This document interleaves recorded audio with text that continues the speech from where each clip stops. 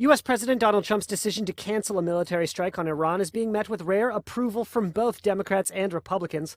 Last week, Trump called off plans to hit Iranian targets after Tehran's Revolutionary Guards Corps shot down an unmanned and unarmed American surveillance drone in the Strait of Hormuz. In the tense hours after the incident, Trump met with lawmakers from both parties to discuss a U.S. retaliatory strike. Were you surprised that it didn't happen?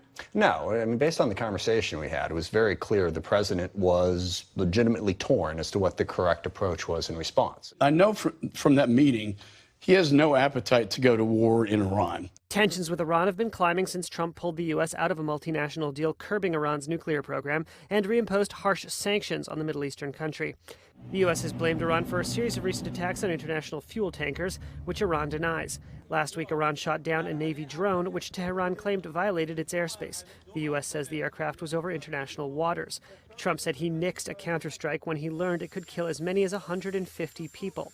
I don't want to kill 150 Iranians. I understand it. I don't want to kill 150 of anything or anybody.